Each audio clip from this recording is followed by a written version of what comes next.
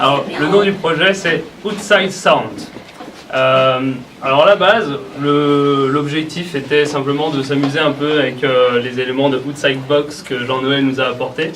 Donc pour rappel, pour les spectateurs de la vidéo, Outside Box c'est un système, c'est un Arduino Shield, donc un truc qui se plug sur un Arduino et qui va permettre de faire de la détection de présence à faible portée, donc avec un X, un Y, un Z et des gestures qui vont avec, etc. À la base, on voulait contrôler un Lego Mindstorm avec, donc le faire avancer avec des mouvements de la main. Et on a eu quelques petits problèmes d'interconnexion avec le Lego Mindstorm qui a résulté en la mort d'un bloc Mindstorm V3, et à son âme.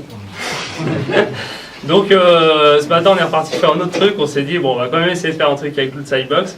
Et on a essayé de reproduire un petit instrument qui s'appelle un thérémin ou thérémine, je ne sais pas, arrêtez-moi pour les plus connaisseurs, et qui est un instrument de musique électronique qui module le son en fonction de la position de la main. Donc, si je rebranche tout ça, faut que je les branche dans le bon ordre. Non, ça marche tout de suite.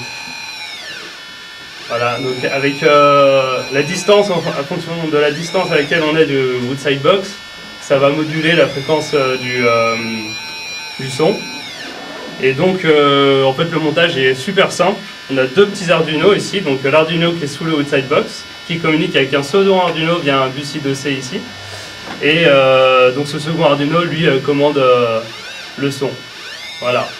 Donc c'est super simple, c'est juste une modulation de fréquence. Je vais l'arrêter. Alors pour l'instant, c'est pas très beau.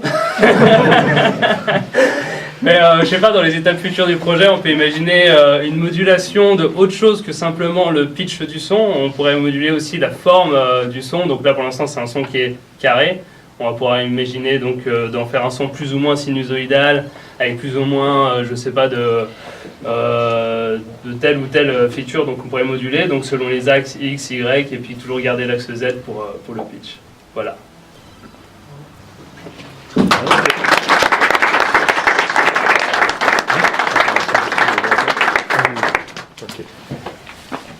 S'il y en a qui ont des questions, remarques, voilà.